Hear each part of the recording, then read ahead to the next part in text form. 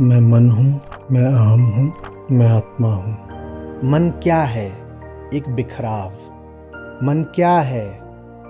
धूल धूल अहंकार, जिसकी हर कण पर कोई अलग बूंद बैठी हुई है। ये जो 3 मैंने आपको स्थितियां बताई, इनमें स्थायी स्टेबल स्टेट्स 2 ही होती हैं। कौन सी 2? अहंकार को हटाने के लिए भी पहले अहंकार का थोड़ा ठोस होना जरूरी है। हम में से बहुत लोग ऐसी धूल जैसी जिंदगी जीते हैं। झुकना बिकना डरना जरूरी नहीं है। तुम्हारी जिंदगी तुम्हारे हाथ में है, फैसले लिए जा सकते हैं। एक होना बहुत जरूरी है, भीतर से एक होना।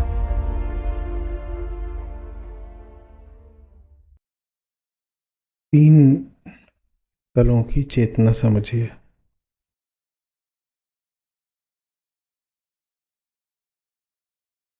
मैं मन हूँ,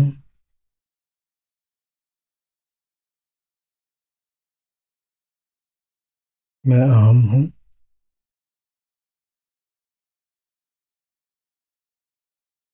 मैं आत्मा हूँ।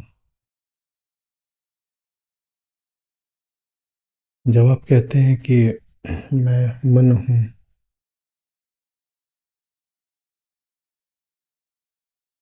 तो आप अपने आप को पूरे तरह से संसार पर आश्रित बना लेते हैं, क्योंकि मन माने विषय, और ये सारे ही विषय बाहरी हैं। जब आप कहते हैं मैं हम हूँ, थोड़ी प्रगति होती है। आपको ध्यान में आता है कि ये जो भी विषय हैं वो आपने चुने हैं। ज़्यादातर लोग सबसे निचले तल पर ही जीते हैं, मन के तल पर।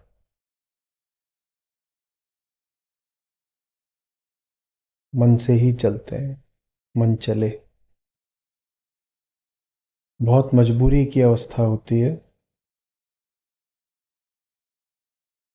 जहाँ आप अपने जीवन में मौजूद ही नहीं होते।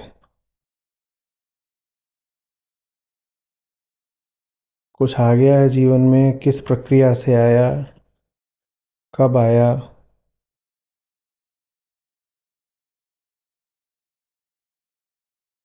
कौन सी बेहोशी में आया, इस सब की कोई खबर नहीं रहती। बस जो आ गया है वही मैं हूँ। मैं मन हूँ, मैं मन हूँ।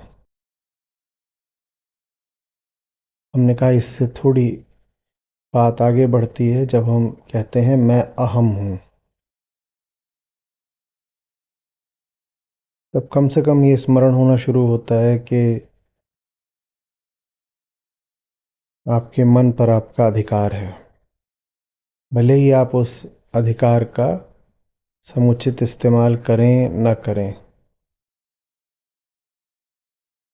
और एक बार अधिकार का बोध होने लगता है तो फिर अधिकार का प्रयोग भी होने लगता है।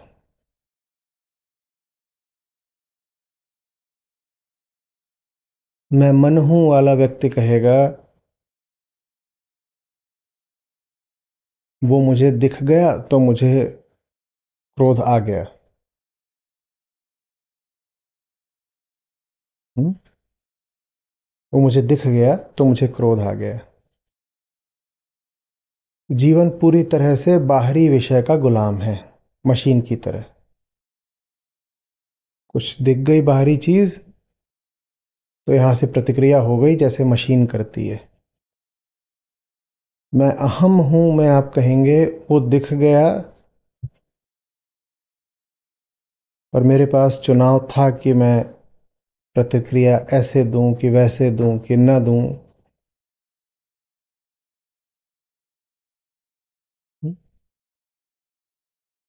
वो दिख गया, क्रोध आ गया।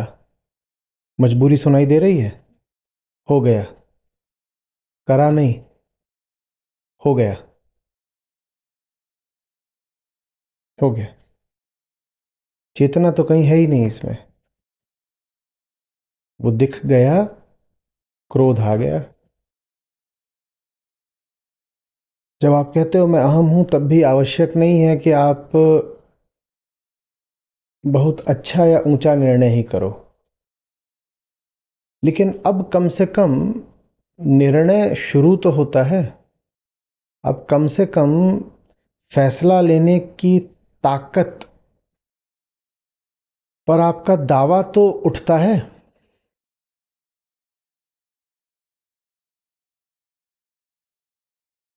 वो दिख गया।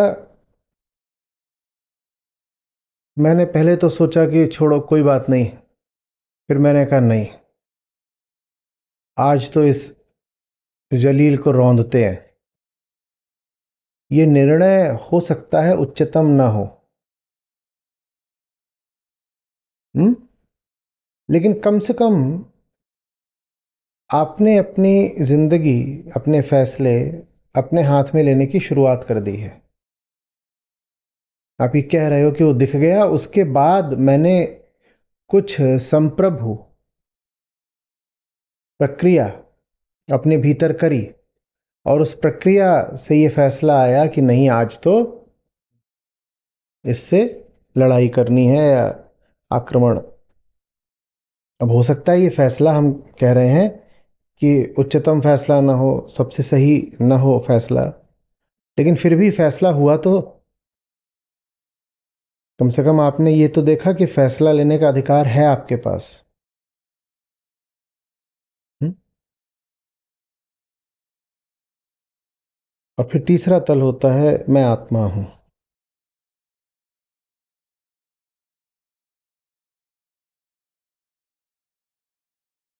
आत्मा आकर्ता है, वो कोई निर्णय नहीं लेती, लेकिन चूंकि उसका कुछ बिगड़ नहीं सकता, इसीलिए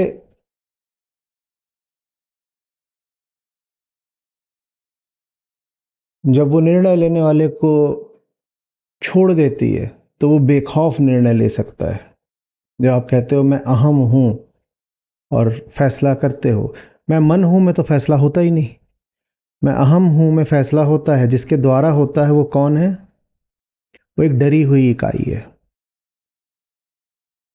वो एक डरी हुई इकाई है, तो वो अपने डर से फैसले लेता है। ठीक।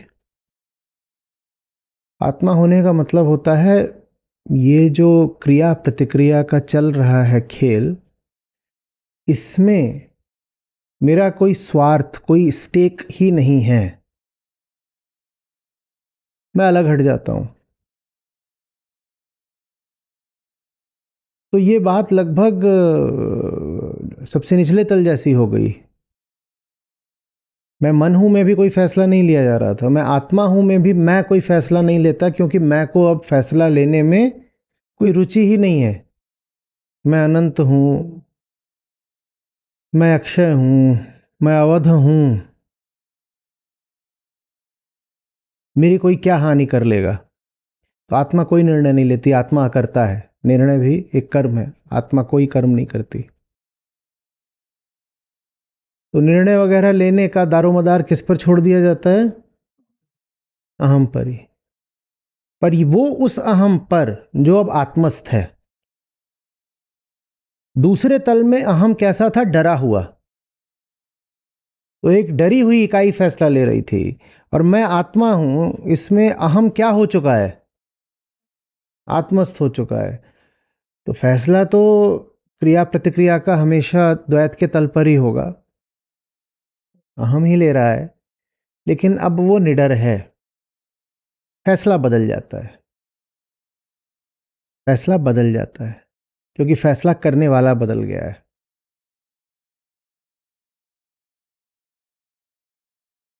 ये साक्षित्व है। जो जानने लग जाता है कि उसके भीतर बाहर क्या चल रहा है, जानने मात्र से उसके फैसले बदल जाते हैं, हालांकि वो खुद कोई फैसला करता नहीं है कि उसे किसी फैसले से कोई मतलब, कोई प्रयोजन ही नहीं है, क्योंकि फैसला इधर बैठे चाहे उधर बैठे उसका कुछ बनना बिगड़ना है नहीं। ये पृथ्वी है, यहां पर आप बड़ी बड़ी लड़ाइयां लड़ लो, आणविक युद्ध हो जाए, आकाश का क्या बिगड़ जाना है?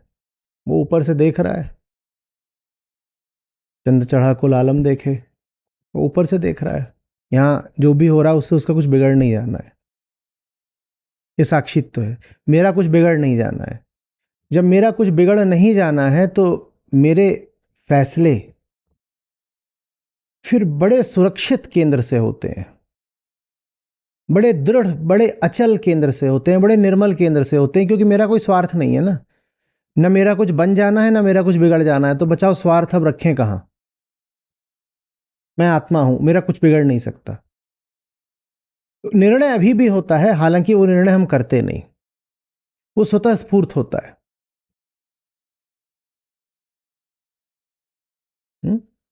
और उस निर्णय में भय की, लाभ या लोभ की, काम की, स्वार्थ की छाया नहीं होती है। ये कोई नैतिक बात नहीं है, ये बड़ी वास्तविक बात है।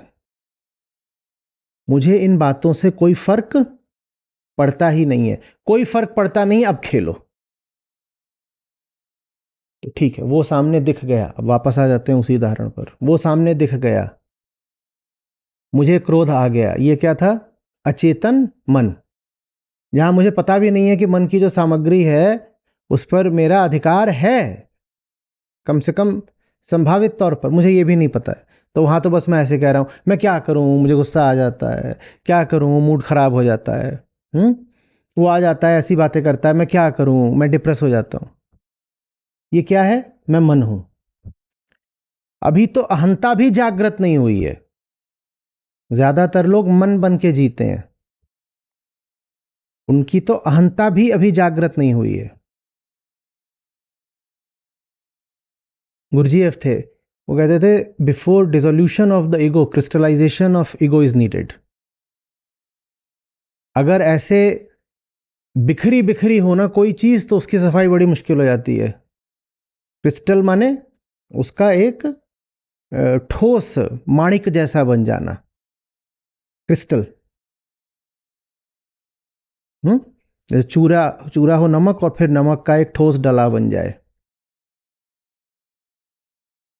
आप साफ करते हो जब अपना कमरा वगैरह, तो क्या करते हो? जहां जहां धूल है वहां से फूंक मार के उड़ाते हो, क्या करते हो? झाड़ू से कमरा साफ करने की प्रक्रिया क्या होती है? पहले सारा कचरा एक जगह आप, तो ये दूसरा तल है, क्रिस्टलाइजेशन ऑफ ईगो, कि जो जो चूरा चूरा चूरा चूरा फैला हुआ था उसको पहले एक जगह कर लो, और जब एक जगह हो गया तब उसको उठा के बाहर फेंक सकते हो। अगर अहंकार इतना ज्यादा, और मैं जब कह रहा हूं कि अहंकार चूर्णित है, बिल्कुल एमॉर्फस है, चूरन के जैसा बिखरा हुआ, उससे क्या आशय है? कि इतने ज्यादा अलग अलग और विपरीत प्रकृति के विषयों से आप जुड़े हुए हैं कि अहंकार के 1000 टुकड़े हो गए हैं।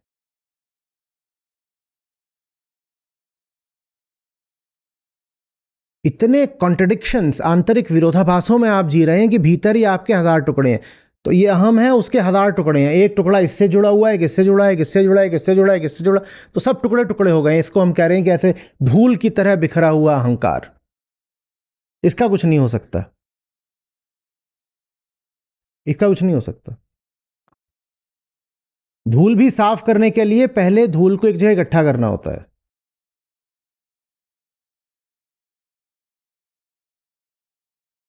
ऐसों की मुक्ति की यात्रा शुरू ही नहीं होने पाती जो इतने हल्के हैं कि एकदम ही दुनिया भर में बिखरे हुए हैं। ज्यादातर लोग हम ऐसे ही होते हैं। ये कितनी अजब बात है। अहंकार को हटाने के लिए भी पहले अहंकार का थोड़ा ठोस होना जरूरी है। और अभी तो हम बात कर रहे हैं धूल के थोड़ा भारी कणों की, जिन पर गुरुत्वाकर्षण काम करता है तो वो जाकर जमीन पर बैठ जाते हैं। इनका क्या करें? पीपीएम वालों का, ये जो माइक्रो पार्टिकल्स होते हैं, इनको हटा पाता है कोई? कितना मुश्किल है। क्यों नहीं हटा पाते हो? सोचो, क्यों नहीं हटा पाते? ये जो आप 2.5 वाला लेते हो कि और 10 वाला लेते हो, ये क्यों नहीं हटा पाते आप? ये इतने छोटे हैं कि इन्हें पकड़ा नहीं जा सकता। इनके अहंकार में दम ही नहीं है। इन्होंने अपनी हस्ती इतनी छोटी कर दी है कि उसको पकड़ना मुश्किल है।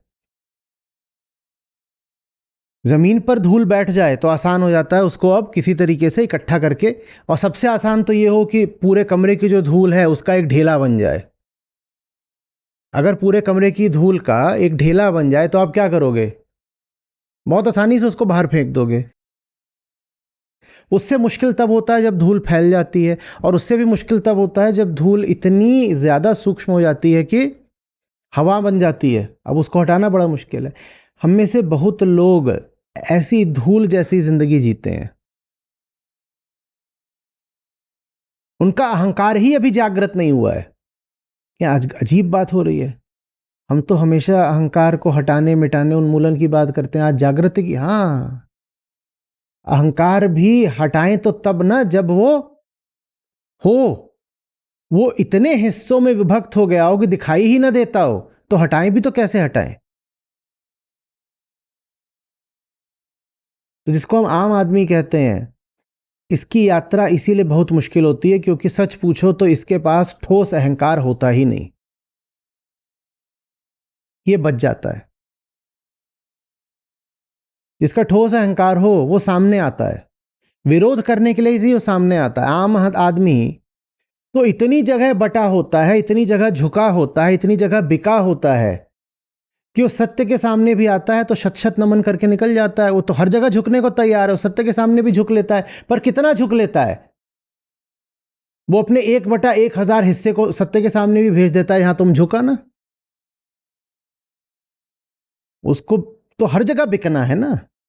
तो उसने क्या करा है? अपने 1000 टुकड़े कर दिए हैं। एक टुकड़ा भेज दिया तुम वहां बिको, एक टुकड़ा भेज दिया तुम वहां झुको, एक टुकड़ा भेज दिया तुम वहां झुको।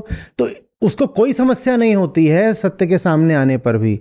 वो अपने एक टुकड़े को बोल देता है तुम वहां भी जा करके झुकाओ, और बाकी टुकड़े अपना अपना काम करने में सक्रिय हैं। तो सत्र में भी बैठ गया मान लीजिए यहां पर, तो वो बैठ तो ऐसे गया ऐसे सत्र सुनने आया, या कि स्क्रीन के पीछे अभी हजारों लोग सुन रहे हैं, वो बैठे तो ऐसे हैं जैसे सत्र सुनने बैठे हैं, पर साथ ही साथ उनके बाकी के टुकड़े उनके बाकी के काम देख रहे हैं। कई तो ऐसे होंगे जो भी अपने घर वालों से साथ में बातचीत भी कर रहे होंगे। कल हींग का दाम बढ़ जाएगा,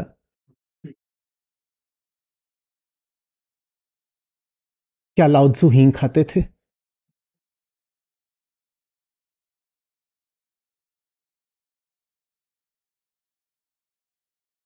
इससे निपटना बहुत मुश्किल है। कैसे निपटोगे? इसको तो उच्चतम दे दिया ना। इनको आपने गीता दे दी, उपनिषद दे दिए, विचारक ज्ञानी विद्वान दे दिए, लाओ त्सु दे दिए, नागार्जुन दे दिए। ये उनको भी अपने एक छोटे से हिस्से से निपटा देंगे। कह देंगे हाँ ठीक है, बिल्कुल सही बात है, नागार्जुन महान है, कठोपनिषद पढ़ रहे हैं, अरे कहाँ है मुनि अष्टावक्र, शत शत नमन। ये वहां भी कराएंगे, पर कैसे कराएंगे कि अपना एक हिस्सा भेज दिया। ये पूरे कभी हाजिर नहीं होते, क्योंकि ये एक ढेला, एक क्रिस्टल है ही नहीं। तो नमन उसका स्वीकार है जो एक क्रिस्टल हो, क्योंकि अब वो यही था, पूरा था, इतना ही था, वो जितना भी था वो सामने ले आया और झुक गया है। अगर वैसे कोई झुके तो उसके झुकने में एक सौंदर्य है। पर हम झुकने के लिए ऐसे ही करते हैं कि किसी के घर में जैसे 15 बच्चे हों, और उसको रिश्तेदारों को आमंत्रित करना हो तो सबको अलग अलग जगह भेज देता है। तुम जहां वहां उनको बुला लाओ, तुम उनको बुला लाओ, और जिनको बुलाने वहां गया है उस गांव में, और जिनको बुलाने उधर को गए उस दूसरे गांव में, इन दोनों की आपस में नहीं पटती। नहीं समझे? इनको भेजा गया है कि तुम ताऊ जी के यहां न्योता दे आओ, घर के बड़े लड़के को, और छुटके को भेजा गया है कि तुम जाके चचा के यहां न्योता दे आओ, और ताऊ और चचा की आपस में नहीं पटती, पर मैं दोनों से बना के रखूंगा। कैसे? मैं अपने टुकड़े कर लूंगा और अपने एक टुकड़े से यहां पर कर लूंगा और दूसरे टुकड़े से वहां पर कर लूंगा। ये आम आदमी है, इसका बड़ा मुश्किल है। ये हर जगह बना के रखता है। इसने अपने माइक्रो पार्टिकल्स कर लिए, इसने अपने इतने खंड करे हैं। कुछ भी ऐसा नहीं है जिससे संबंध नहीं रखना चाहता, कुछ भी ऐसा नहीं है जिसके विरोध में ये खुल के खड़ा हो पाए। इसे हर चीज से नाता बना के रखना है। टुकड़ा टुकड़ा टुकड़ा टुकड़ा टुकड़ा टुकड़ा टुकड़ा टुकड़ा, हर चीज से इसको अपना नाता बना के रखना है, क्योंकि ये डरा हुआ है। इसे ये कहना है सबसे रिश्ता बना के रखो, क्या पता कब कौन आ जाए, सुरक्षा का तो ख्याल रखना पड़ता है ना। तो इसीलिए कहीं भी खुल करके सामने नहीं आता, कभी भी कहीं भी खुल करके बोल नहीं पाता। और इसको पता भी नहीं है कि ये खुलकर क्यों नहीं बोल पाता। ये सोचता है मैं सज्जन आदमी हूं, मैं इसलिए नहीं बोलता हूं। तुम सज्जन नहीं हो, तुम बहुत गंदे आदमी हो। तुम्हें हर बाजार में बिकना है, तुम बहुत बिकाऊ आदमी हो। तुम इसलिए कहीं भी खुलकर कुछ नहीं बोल सकते। तुम यहां बैठे हो, पर तुम लगातार भविष्य का व्यापार करे जा रहे हो, ये सोच के कि कल कौन सी दुकान का शटर डाउन हो जाए, कल किस जगह जाकर के अपनी बोली लगानी है। हर जगह अपना पूरा तंत्र, नेटवर्क बनाकर रखना पड़ता है ना। यह है चूर्णित अहंकार। समझ में आ रही है बात? ये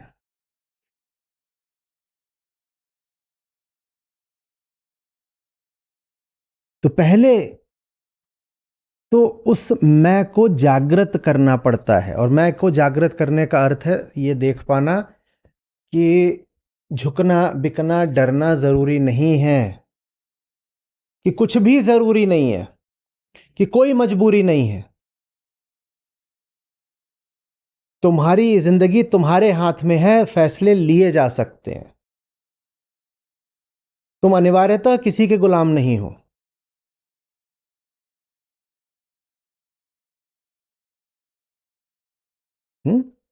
ये होता है तीसरे तल से दूसरे तल पर आना, तीसरे तल से दूसरे तल पर आना।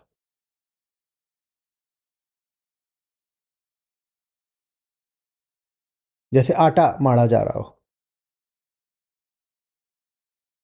आटा कैसा होता है? फूंक मार दो तो क्या होगा? और फिर क्या करते हैं हम उसमें? फिर क्या करते हैं उसको? और फिर क्या बन जाती है उसकी? गेंद। अब इसके साथ कुछ काम हो सकता है, इसके साथ कुछ काम हो सकता है, क्योंकि अब आपको एक से बात करनी है। किससे बात करनी है? उस गेंद से। पहले किस किस से बात करनी थी? आटे के हर कण से, क्योंकि सबकी अपनी अलग हस्ती थी। फूंक मारो तो एक इधर उड़ता, एक उधर उड़ता। अब गेंद एक है, उसको ऐसे फेंको तो एक ही दिशा जाएगी, पर ऐसे आप आटा रख के फूंक मारो तो उसके कण किस किस दिशा जाते हैं? सब दिशाओं में जाते हैं। तो किससे बात करें? गुरु बेचारा क्या करे? शिष्य न लागे अंग, यही है। तुम उसको फूंक मारो, वो इतनी दिशाओं में निकल जाता है कि गुरु पीछा करते करते मर जाए, क्योंकि सब दिशाएं उसकी है, क्योंकि उसको हर दिशा से बनाकर रखनी है, क्योंकि उसने हर जगह रिश्ते बना रखे हैं, उसके हर जगह स्वार्थ है। उसको नष्ट करने के लिए क्या करा? फूंक मारी, तो सब जगह चला गया और हर जगह जाके बैठ गया। कोई जगह ऐसी होती है जहां आटा जाके बैठ ना पाए। वो जहां गया वहीं पे उसने कहा देगा यहां भी मेरे रिश्तेदार हैं, यहां भी मेरे मित्र हैं, यहां भी मेरी यारी, यहां भी पहचान है, मेरा तो सबसे लेना देना है। फिर हमने क्या करा? क्या बना ली? गेंद बना ली। अब इसका कुछ हो सकता है, अगर उन्होंने कहा ये उस जगह पर मारूंगा अगर ना, तो ये फिर मिट सकती है। तो अब गेंद को एक होना बहुत जरूरी है, भीतर से एक होना। और एक होने का मतलब ये नहीं है कि आत्मस्थ हो गए। एक होने का अर्थ ये नहीं है कि आत्मस्थ हो गए। एक होने का अर्थ बस ये है कि विभक्त नहीं रहे। अब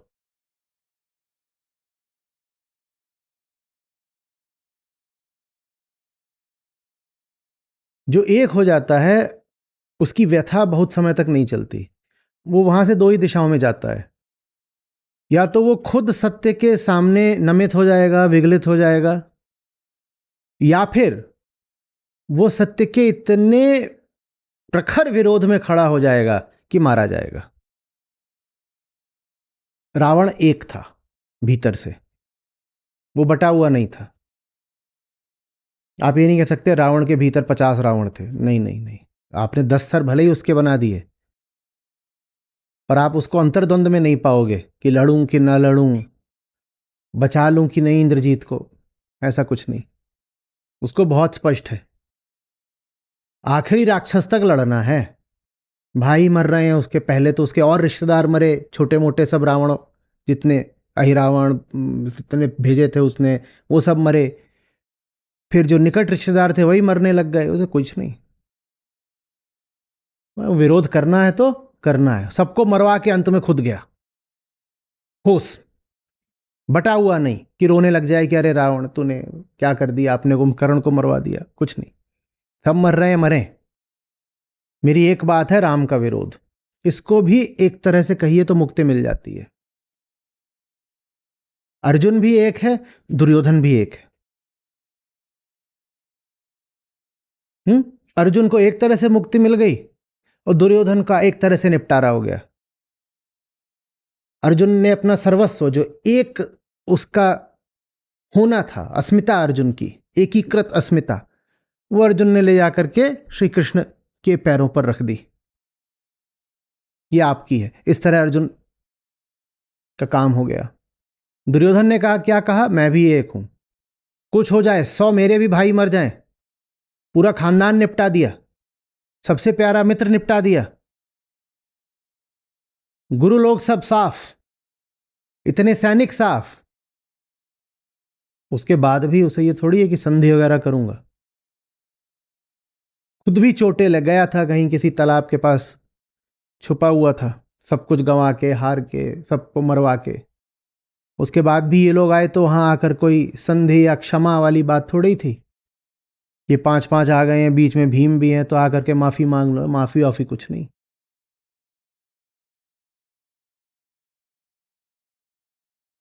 और एक तरीके से आप देखिए तो गीता के होने के लिए अर्जुन और दुर्योधन दोनों का होना जरूरी है। कृष्ण तो है ही, पर अर्जुन मात्र के होने से भी गीता नहीं होती। दुर्योधन जैसा भी कोई ठोस आदमी चाहिए। हम ठोस नहीं है किसी भी तरीके से, हम लुचुर लुचुर हैं, हम आटे जैसे हैं।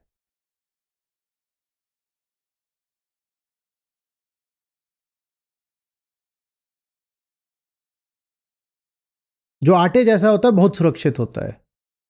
ये हमारी सुरक्षा की आंतरिक तकनीक है। धूल को कोई नष्ट कर सकता है? करके दिखाओ धूल को नष्ट। एक बड़ा पत्थर हो, आप उसको डायनामाइट से उड़ा दोगे, कहोगे बर्बाद कर दिया। वो ठोस था। और सागर तट पर जो रेत बिखरी होती है उसको कोई नष्ट कर सकता है? क्यों?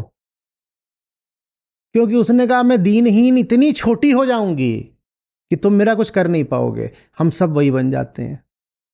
हमको पांव तले की रेत बनना मंजूर है, क्योंकि उस रेत को कोई मार नहीं सकता। तो हम पद दलित होने को भी तैयार हो जाते हैं।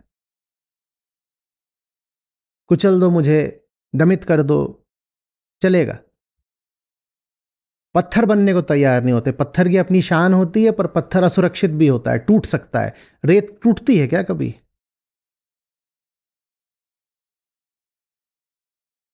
समझ में आ रही है बात? ये है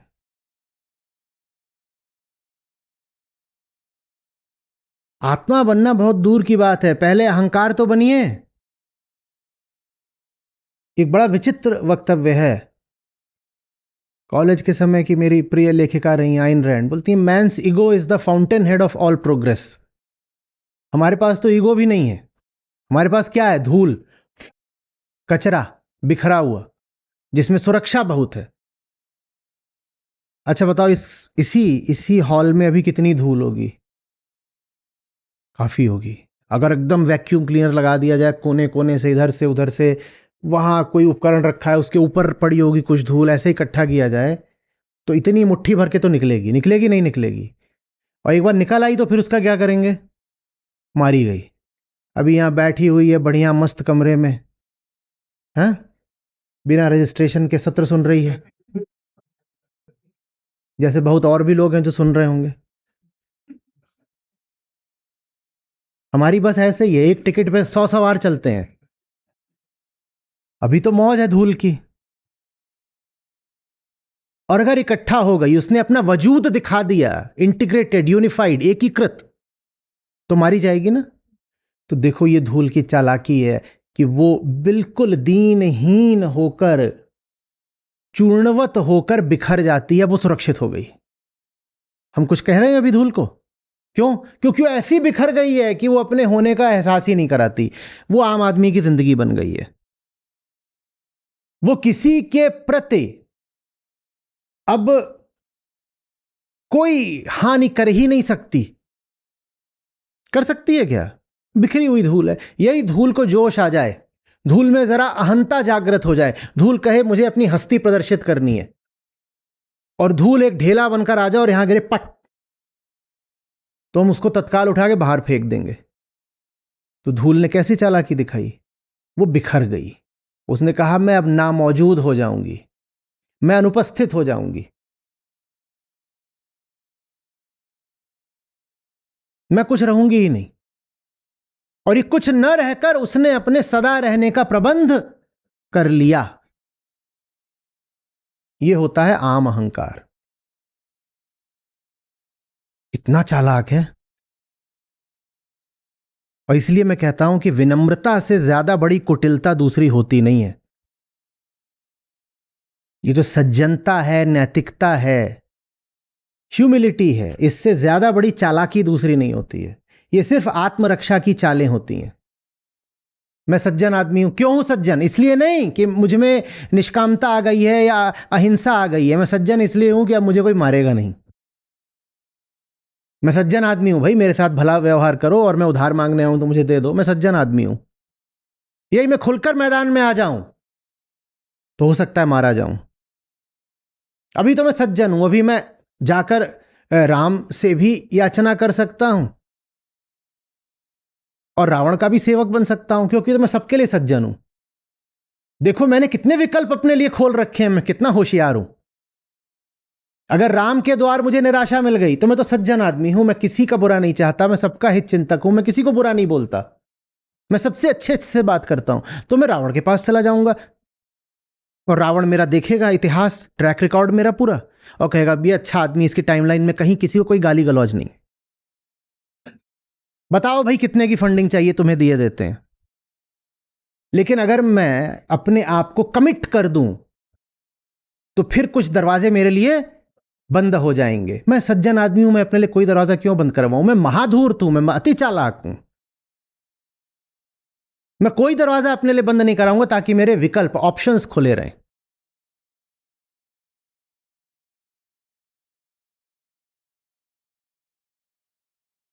यह होता है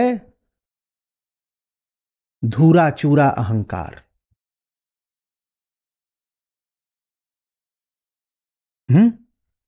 धूरा चूरा अहंकार जो अपने बने बस रहने के लिए जूते के नीचे रौंदे जाने को स्वीकार कर लेता है। मैं धूल बन जाऊंगा ना, भले अब मुझे जूते के नीचे रौंदा जाएगा, लेकिन कोई बात नहीं, मैं बना तो रहूंगा, बचा तो रहूंगा। इनका कुछ नहीं हो सकता। कोई अध्यात्म ऐसों के लिए नहीं है।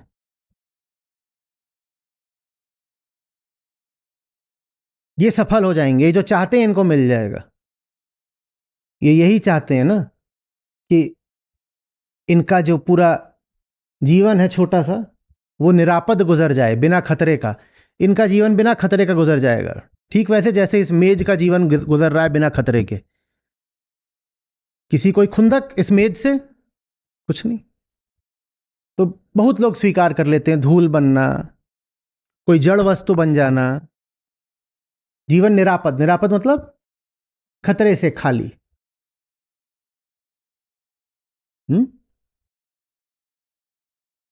उनका जीवन खतरे से खाली गुजर जाता है, कोई खतरा नहीं रहता। पर जहां खतरा नहीं है वहां जीवन भी नहीं है।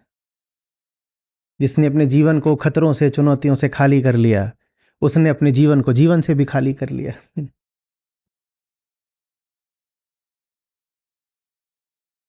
सबसे पहले तो सामने आओ, अहंकार थोड़ा दर्शाओ, और फिर वो जब एक ठोस पिंड बन जाएगा, तभी उस पिंड का फिर विसर्जन भी हो सकता है। हमारे यहां नदियों में जाने वाले को विसर्जित करने की बात रही है। अरे कुछ होना तो चाहिए ना विसर्जित करने को। क्या विसर्जित करोगे अगर ऐसे ही हवा में माइक्रो पार्टिकल्स बन के तैर रहे हो तो? हम कहते भी हैं पिंड विसर्जन। पहले पिंड, पिंड मन समझते हो क्या है? गोला, गेंद।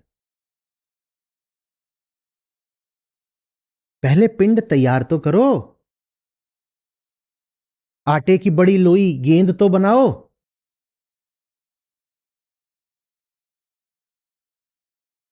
कुछ तो बनकर सामने आओ, अच्छा बुरा कुछ भी, चाहे अर्जुन चाहे दुर्योधन, कुछ तो बनकर सामने आओ।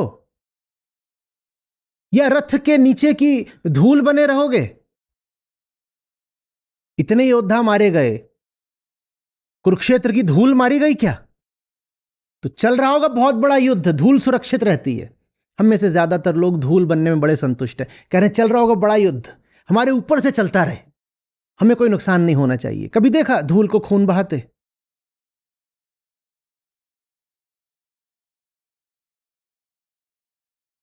इससे घटिया जिंदगी नहीं हो सकती है। जिसने मौन को अपना कवच बना लिया है,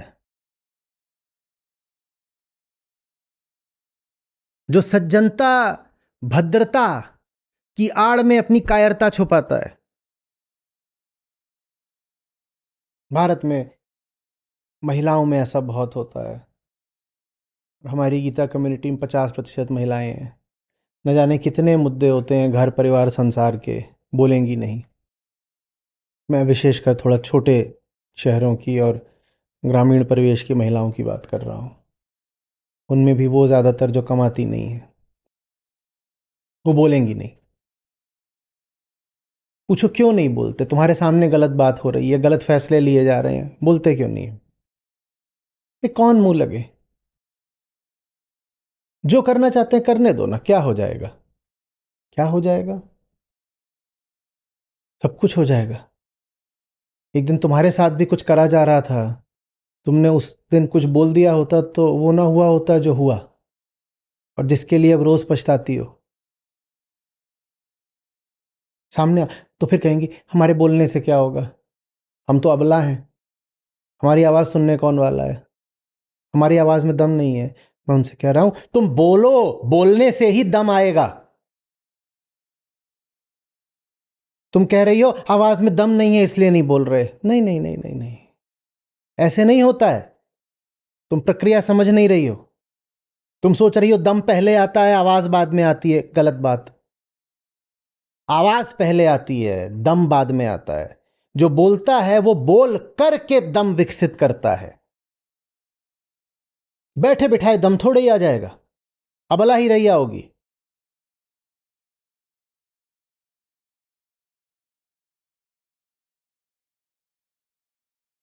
कोई मुद्दा है, हमें मालूम है, हम में से कोई भी विकारहीन नहीं है, हम में से कोई नहीं है जो गुण दोष से ऊपर उठ गया है। कोई मुद्दा है, उस पर अपना मत बनाओ, अपना एक रुख रखो, अपना एक ओपिनियन होना चाहिए। वो गलत हो सकता है, पर गलत भी है तो भी है। और गलत है अगर तुम सामने रखोगे तभी तो उसमें सुधार होगा ना। तुम सामने ही नहीं रखोगे, तुम बात ही नहीं करोगे तो सुधार कैसे होगा? तो फिर तो वैसे ही होगा कि आचार्य जी से प्रश्न ही नहीं पूछना है, या उनकी बात पूरी तरह सुननी ही नहीं है। सामने कभी आना ही नहीं है। एक पुराना वीडियो है जिसमें मैंने कहा है कि ऋषियों की बात इतनी गलत लगती है तो जाके भिड़ जाओ ना उनसे। ये शीर्षक है वीडियो का। तुम भिड़ने के लिए सामने नहीं आते कभी, तुम किसी से भी कभी नहीं भिड़ते, क्योंकि न भिड़ने में सुरक्षा है। तुम रावण के दरबार में भी हाजिरी लगा देते हो और राम को भी बोल देते हो नमन नमन। हम नहीं कह रहे कि राम की खातिर रावण से ही भिड़ो, तुम रावण के राक्षस ही हो जाओ, वो भी बेहतर है धूल हो जाने से।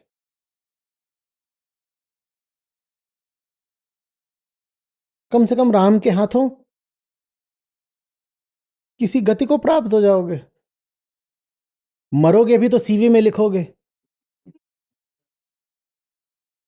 हाँ, मार्टियर्ड बाय श्री राम। आ रही बात समझ में?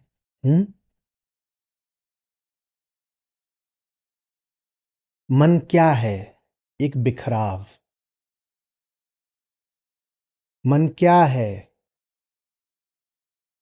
धूल धूल अहंकार जिसकी हर कण पर कोई अलग बूंद बैठी हुई है। एक प्रयोग करके देखिएगा। आपके मन में जो विचार आते हैं, जो विषय हैं, उनको लिखने की कोशिश करिए किसी दिन। पूरा दिन न लिख पाए तो 2 घंटा, थोड़ा ईमानदारी से। और आप परेशान हो जाएंगे कि ये कैसी विविधता है, ये क्या रैंडमनेस है। कौन सी बात, कहां की बात, सब कुछ यहां घुसा हुआ है और आपस में न ताल न मेल। ये मन है जहां सब कुछ खंडित है, फ्रैगमेंटेड है। और क्यों है? क्योंकि अहंकार के इतने छोटे छोटे टुकड़े हैं, इतने छोटे छोटे टुकड़े हैं कि वो हर चीज से जाकर के जुड़ने को तैयार है। उसे सबसे रिश्ता बनाना है, कुछ ऐसा ही नहीं से रिश्ता नहीं बनाना। अभी आप बैठे हैं, अब कहने को तो आप यहां बैठे हुए और आप क्या कर रहे हो? कतर रहे हो। अभी आप तो बहुत बढ़िया पूड़ी बनी है आज। किस किस के दिमाग में पूड़ी आ गई? ईमानदारी से, ये क्या हो गया? ये क्या हो गया? मैं कहाँ चला गया, लाउत्जू कहाँ चले गए, उपनिषद गीता सब कहाँ चले गए? किस किस को अभी भी पूड़ी कौंध रही है? ईमानदारी से, फूली हुई पूड़ी दिखाई दे रही है? गोल गोल, दिखाई दे रही है? वो तली जा रही है, दिखाई दे रहा है? खुशबू भी आ रही है? ये क्या हो गया? ये मन है, ये मन है। आप हो गहरे सत्र में, कोई आपसे बोल दे फलाना स्टॉक है उसमें पैसा लगा दो, हफ्ते में 20% बढ़ेगा, मन चला जाएगा वहां। उसे हर जगह हाजिरी लगानी है, क्योंकि उसकी हर जगह कामना है। उसने इतने टुकड़े अपने यूं ही नहीं बनाए, उसने अपने टुकड़े इसीलिए बनाए ताकि वो हर जगह जाकर अपनी कामना को पूरी करने का उपक्रम कर सके। पूरी कहीं होनी नहीं है।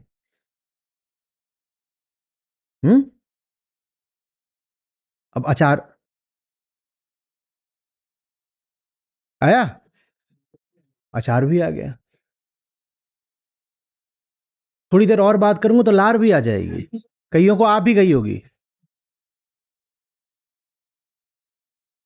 ये मन है। अब एक काम करते हैं, इस पूड़ी को हटा देते हैं, ठीक है? चलिए 30 सेकंड पूरी कोशिश करके पूड़ी हटाइए। चलिए,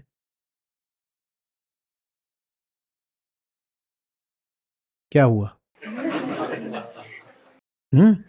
एक की जगह 2-4 हो गई पूड़ियां।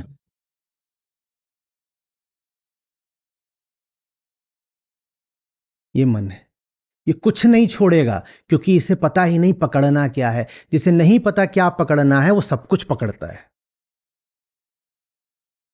वो और क्या करेगा? जिसे नहीं पता वो बहुत प्यासा है, बहुत परेशान है। अहंकार, उसे कुछ चाहिए पर उसे नहीं पता उसे क्या चाहिए, तो फिर उसे सब कुछ चाहिए। अगर आपको पता हो क्या चाहिए तो आप उस एक चीज की ओर जाएंगे जो आपको चाहिए, पर जब आपको नहीं पता क्या चाहिए तो फिर आप हर चीज की ओर जाएंगे, आपको सब कुछ चाहिए।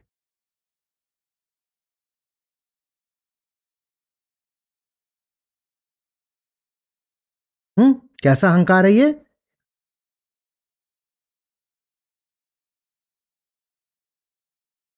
कि नमक का ढेला लिया और उसको कूट दिया अच्छे से, और क्या बन गया? पाउडर। हाँ, पाउडरी, एमॉर्फस, चूर्णित। और इतने हिस्से क्यों करें उसने अपने?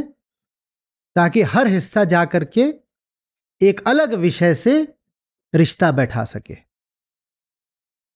ताकि हर हिस्सा छोटा छोटा जाके इससे जुड़ सके और हर जगह जाके यही बोल सके कि मैं वादा करता हूं मैं तुम्हारा हूं, मैं वादा करता हूं मैं तुम्हारा हूं।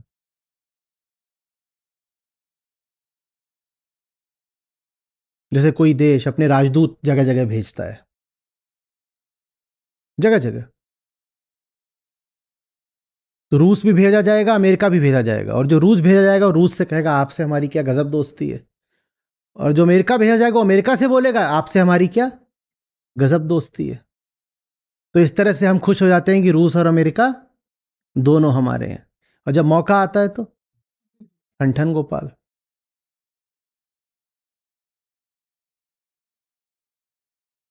बात समझ में आ रही है? हम्म। क्या कह रहे हैं लाउत्जू? मन से पीछे जो हटेगा वास्तविक बोध उसे उतरेगा। मन से पीछे हटना माने क्या? हमने कहा दो बातें दूसरे चरण पे। पहले तो एकीकरण, एकीकरण, मन से अहम पर आना, मन से अहम पर आना, अहम को जन्म देना, यह है तीसरे से दूसरे तल पर आना। जहां मन है वहां अहम। इसीलिए ज्यादातर लोग आपने देखा होगा अहम की जगह मन की बात करते हैं, मन ऐसा कर रहा है, मन ऐसा कर रहा है। मन बहुत चंचल है। मन चंचल है माने क्या? मन तो गोदाम है, मन तो विषयों का संग्रह है। मन कैसे चंचल होगा? पर ये हमारी आम भाषा रहती है ना, मन चंचल है। मन चंचल होता है, अहम चंचल होता है। आपने सोचा नहीं कि लोक संस्कृति में कभी क्यों नहीं साफ कहा गया कि अहम चंचल है? हम क्यों कहते हैं मन चंचल है, जबकि मन चंचल नहीं होता? क्योंकि मन के पास तो चेतना है ही नहीं, है ही नहीं। चेतना किसके पास है? हाँ, पर हम नहीं कहते हम चंचल है। क्यों? क्योंकि अहम तो हमारा अभी न जागृत है न सक्रिय है। हम तो अभी बिल्कुल तीसरे तल पर पड़े हुए हैं, जहां हम निढाल हैं और अपने आप को मजबूर कह रहे हैं। तो मन है, मन माने मजबूरी, मन माने मजबूरी। अहम माने पहली बार फैसला लेने की ताकत, निर्णय लेने की स्वाधीनता। अहम कम से कम कुछ हद तक स्व अधीन होता है, अपने अधीन। और मन तो पूरे तरीके से संसारी है, तो वो संसाराधीन है। अहम में कम से कम स्वाधीन होने की क्षमता है, पोटेंशियलिटी है, संभावना। मन तो जड़ है भाई, मन तो कोठरी है, गोदाम है, जो चीजें तुमने भर ली हैं, तो वो कहां से स्वतंत्र हो जाएगा? पर हम क्या बोलते हैं? मैं मन हूं, मैं मन। ईगो कंट्रोल भी नहीं सुना होगा, लोग क्या बोलते हैं? Mind control. ये चाल देख रहे हो? Mind control. ऐसे ही लोग कभी नहीं बोलते हैं सेल्फ मैनेजमेंट, बोलते हैं टाइम मैनेजमेंट। Time management? इस घड़ी को कोई क्या मैनेज करेगा? कैसे मैनेज करे? एक ही है जिसको मैनेज माने नियंत्रित माने सुधारा जा सकता है। किसको? स्वयं को। पर हम उसकी नहीं बात करते, हम किसकी बात करते हैं? इसकी मैनेजमेंट, उसकी मैनेजमेंट। टाइम को भी मैनेज करना है, माइंड को भी मैनेज करना है, और क्या क्या मैनेज करते हैं हम? Financial management. लालच में आके पैसा उड़ाने वाला कौन था? मैं। तो सबसे पहले अगर अपना वित्तीय प्रबंधन भी करना है, अपने रुपए पैसे का भी हिसाब ठीक रखना है, तो सबसे पहले किसका प्रबंधन होना चाहिए? Relationship management, wife management. वो किसकी वाइफ है? तुम्हारी। उस जिंदगी में लेके कौन आया? तुम। वो व्यवहार किसके प्रति करती है? तुम्हारे प्रति। तो मैनेजमेंट भी होगा तो किसका होगा? सबसे पहले अपना होगा ना। अपनी बात कभी नहीं करेंगे हम। अपनी बात न करने की ही कड़ी में मन आता है। इसको मैनेज करो, उसको मैनेज करो, और हर चीज के लिए नाम दे दो मन। सबसे पहले मन से उठ करके अहम, अहम मैं, मन नहीं मैं, मन नहीं मैं। और मैं बोलना खतरे का सौदा है। मैं बोलने का मतलब होता है कि बिखरा हुआ आटा अब आटे का गोला बन गया।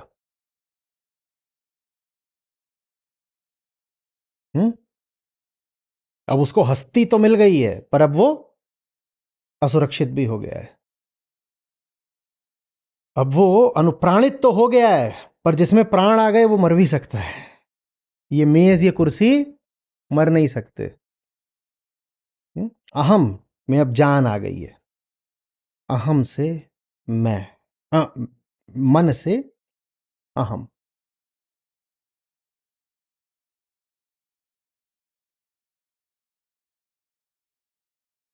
क्या होता है इसके बाद? जो उच्चतम तल था, मैं आत्मा हूं, वहां कैसे पहुंचते हैं? एक बार मैं ठोस हो गया, एकीकृत हो गया, तो मैंने कौन सी चीज छोड़ दी है? सुरक्षा। सुरक्षा। अब मैं जो भी करूंगा अपनी कामना की दिशा में करूंगा, और चूंकि मैं एकीकृत हूं तो मेरी कामना भी अब एकीकृत है। अब मैं ये नहीं कह सकता कि दुनिया के जितने विषय हैं सब मेरी कामना है, मुझे सबसे रिश्ता बनाना है, कुछ भी मिल जाए तो चलेगा। सत्र चल रहा है, सत्र के बीच में पूड़ी मिल जाए चलेगा। पूड़ी खा रहे थे, पूड़ी देखते देखते टीवी मिल जाए चलेगा।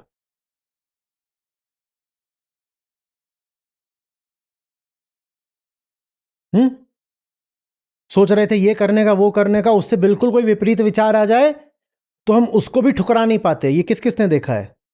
न जाने क्या किस दिशा में सोच रहे थे, उससे बिल्कुल दिशा कुछ आ गया और कुछ सोच नहीं पाए। फिर इसीलिए हम कहते हैं कि ये समझ में नहीं आ रहा है, ये डिसीजन मेकिंग कैसे की जाती है। और ये बहुत बड़ी समस्या रहती है लोगों के लिए, फैसले कैसे लें। ये सुना है, the science and art of decision making. वो क्यों नहीं हो पाता? क्योंकि हमें पता ही नहीं हमें चाहिए क्या।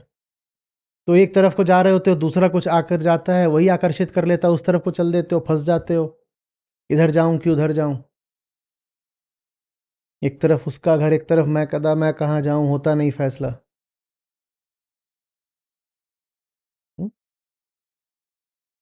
अब चूंकि आप एकीकृत हो तो कामना भी एकीकृत है, उसी दिशा में जाओगे। कामना अगर ऐसी है कि आपको उठाए तब तो आपका भला हो ही गया, और कामना अगर आपने अंधी कर ली है तो वो अंधी कामना अपना दुष्परिणाम लेके आएगी, आपको टूटना पड़ेगा। दोनों ही स्थितियों में अब आप ऐसा एक ठोस घनीभूत पिंड बने नहीं रह सकते। आपने जो हेजिंग कर रखी थी, आपने जो अपना कामना का पोर्टफोलियो डाइवर्सिफाई कर रखा था, वो डाइवर्सिफिकेशन खत्म हो गया। पहले आपने, ये आप समझ रहे हो ना, ये एक इन्वेस्टमेंट स्ट्रेटजी है एक तरीके की, कि मैं 100 तरह की कामनाएं करूंगा, कुछ ना कुछ तो मिल ही जाएगा। और ठोस अहंकार होने का मतलब होता है या तो चांद चाहिए, या तो चांद चाहिए, या कुछ भी नहीं।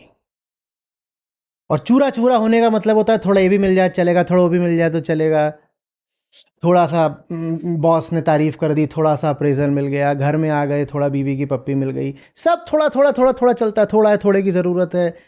और कुछ भी ऐसा नहीं है जो संपूर्ण है, कुछ भी ऐसा नहीं है कि सागर जैसा कि मुझे बहा ले जाए, मुझे मिटा दे, कुछ भी ऐसा नहीं है। थोड़ा थोड़ा थोड़ा थोड़ा, बहुत कुछ थोड़ा थोड़ा। आम आदमी की जिंदगी, वो आज नुन्नू आया वहां से और एग्जाम में पिछली बार उसके 100 में 2.5 आए थे, इस बार 4.5 आ गए हैं, चलो थोड़ा सा। अरे भाई थोड़ा सा क्या है, ये तो लगभग 100% का इजाफा हो गया है। और वो ऐसे ही बताएंगे, जो उनकी अब स्टोरी जाएगी वो यही जाएगी कि Nunnu gets an increment of 100% in the school. कैसे कि पहले 2.5 था, अब 4.5 है, और थोड़ी सी बेईमानी है कि 80-85% को भी 100 लिख दिया। समझ में आ रही है बात? थोड़ा कुछ और मिल गया, थोड़ा कुछ और, अब वो नहीं है। अब मैं क्या कर रहा हूं ना, I am putting all my eggs in one basket. No hedging, no diversification. एक चीज, बस एक, उसके सामने झुक रहा हूं और अपना सर्वस्व बस एक जगह पर दांव पर लगा रहा हूं। बचेंगे तो बचेंगे, मिटेंगे तो मिटेंगे, लेकिन यह पक्का है कि अगर अब मिटेंगे अभी तो पूरा मिटेंगे, क्योंकि अपना जो कुछ था वो सिर्फ एक जगह लगा दिया है, तो अब मिटूंगा तो पूरा ही मिट जाऊंगा। ये ठीक है, अब मिटता है अहंकार। जो 100 जगह बिखरे होते हैं उनको सजा ये मिलती है कि वो कितने भी मिटे वो मिट ही नहीं पाते। इतने बिखरे हुए हो, कहीं मिट जाओगे तो भी कहीं बच जाते हो। क्या सजा है, क्या जिंदगी है? 100 बार मरोगे फिर भी मर नहीं पाओगे।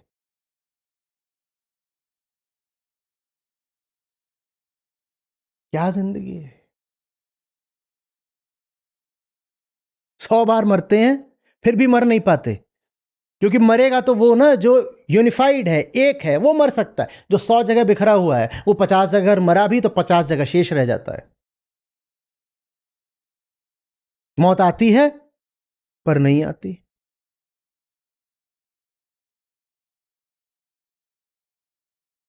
अब ये खेल थोड़ा हिम्मत वालों के लिए हो गया है, जिगर चाहिए।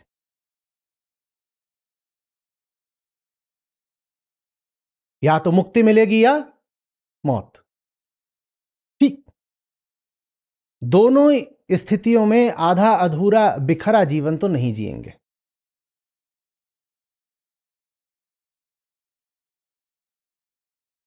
धूल बनकर रौंदा हुआ जीवन जीने से तो अच्छा है कि ठोस चट्टान हो जाए।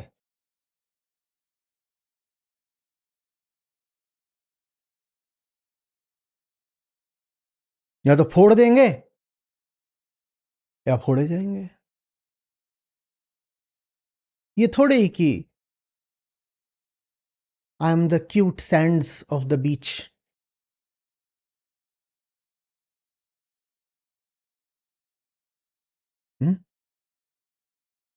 क्यूट नहीं है, कनिंग है।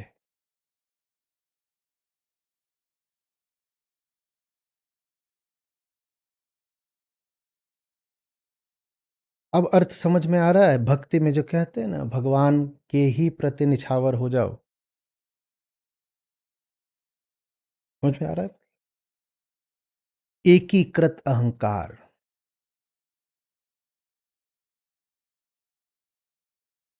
अब समझ में आ रहा है? एक रहा दूजा गया दरिया लहर समाए। एक रहा, ये एक आत्मा नहीं है, ये क्या है? अहंकार ही है। आत्मा तो एक भी नहीं होती है, वो अद्वैत होती है। आत्मा तो एक भी नहीं होती है। जब कहे एक रहा दूजा गया, माने बस वो एक, एक वो अहंकार ही है। वो जागृत तो हो।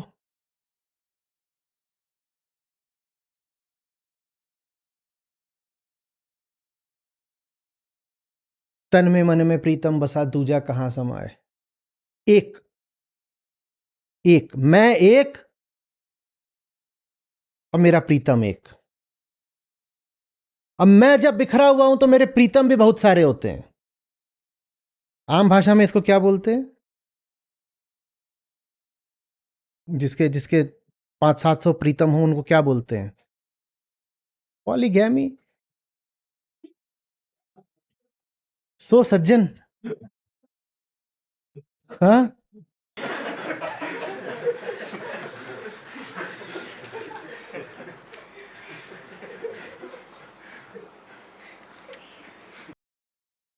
जिस चीज की इज्जत ना हो उसको लफ्जों से इज्जत बख्शने की कोशिश नहीं करनी चाहिए। जिनके 500-700 प्रीतम होते हैं उनको पॉलीगैमी नहीं बोलते हैं उसको, वो हम हैं। और इसीलिए हमारी जबान थर्राती है अपना असली नाम लेने से। हम में से सबके 500-700 प्रीतम है। 500-700 प्रीतम माने कामना, एक प्रीतम माने प्रेम। इतिहास गवाह है मानवता का, जिन्होंने अभी जिंदगी में कुछ हासिल करा है उन्होंने बिखर कर नहीं हासिल करा है, उन्होंने स्वयं एक होकर और एक प्रीतम पर निछावर होकर हासिल करा है।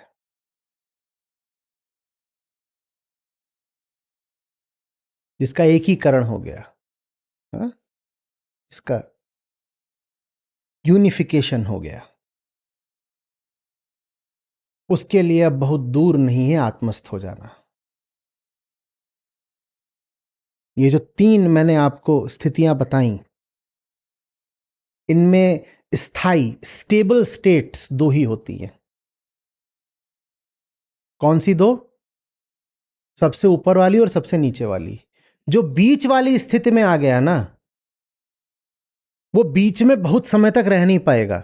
अगर वो बीच में आ गया है तो जल्दी ही ऊपर पहुंच जाएगा। लेकिन जो नीचे ही पड़ा हुआ है वो बहुत समय तक नीचे पड़ा रह सकता है, पूरी जिंदगी भी वो चूरा चूरा काट सकता है।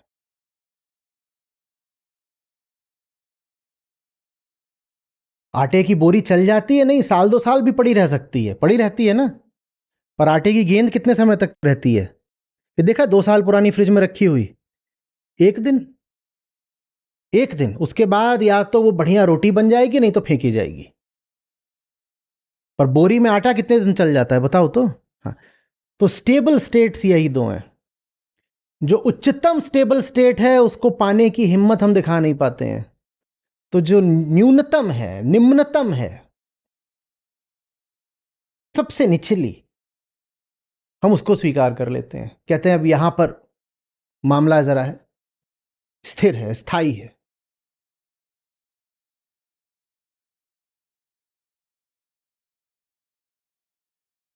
जैसे एक आम मध्यम वर्गीय गृहस्थ का घर, वहां कोई रोज भूचाल थोड़ी ही आते हैं। वहां चीजें कैसी चलती हैं? व्यवस्थित, स्थायी, स्टेबल। इतने बजे डिनर लग जाता है, इतने बजे सोने चले जाते हैं, इतने बजे बच्चों की बस आ जाती है, इतने बजे वो ऑफिस चले जाते हैं, इतने बजे वो अपना देखने लग जाती हैं, ऐसे वैसे। इतने बजे टीवी वाला प्रोग्राम देख लेते हैं, इतने बजे वो आके न्यूज़ देख लेते हैं, इतने बजे अखबार आता है। ये चलता है, ये नहीं टूटता।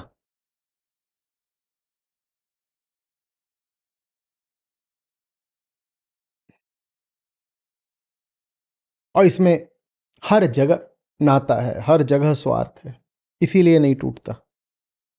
एक तरफ को टूटता है तो दूसरी तरफ से बच जाता है। इसकी हस्ती मिटने नहीं पाती।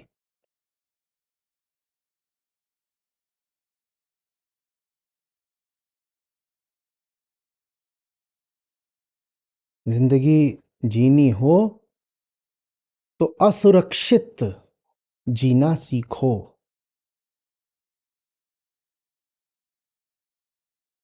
भीतर ये जो धूल उड़ रही है,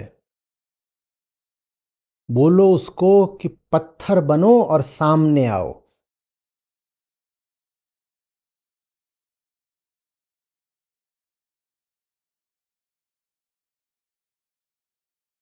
पत्थर और कैसे बनते हैं? यही धूल पत्थर बन सकती है।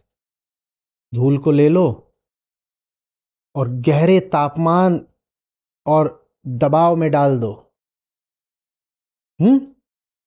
जैसे पृथ्वी के अंदर गहराई में, तो यही धूल क्या बन जाएगी? ठोस पत्थर। भीतर जो धूल उड़ रही है उसको पत्थर बनाओ, चट्टान बनाओ। ये चट्टान आखिरी चीज नहीं है, पर ये आखिरत के बहुत करीब की चीज है। आपको खुशी होगी इस नाते जो हमारी अपनी ऐप है जिसमें हमारे गीता और बाकी सब कार्यक्रम चलते हैं, यहाँ पर बुद्ध हैं, गीता है, उपनिषद हैं, अष्टावक्र हैं। ये मुझे मिले, मेरी ज़िंदगी बदली, ये तुम्हें मिलेंगे, तुम्हारी ज़िंदगी भी बदलेगी। सच पूछिए तो मतलब लाखों नहीं तो कम से कम हज़ारों ज़िंदगियाँ तो हैं जो बिल्कुल बदली हैं। 2 लाख से अधिक गीता प्रतिभागियों के साथ जुड़े आचार्य प्रशांत ऐप पर पहला महीना बिल्कुल फ्री। गीता मिशन का पूरा एक्सेस। ऐप पर आपको मिलेंगे नियमित लाइव सत्र, हर दिन आचार्य प्रशांत के विशेष संवाद, गीता कम्युनिटी का एक्सेस, गीता परीक्षा, चयनित समाचार, ऑडियो बुक्स, कोट्स और भी बहुत कुछ। गूगल प्ले स्टोर या एप्पल ऐप स्टोर पर आचार्य प्रशांत सर्च करें और अभी डाउनलोड करें।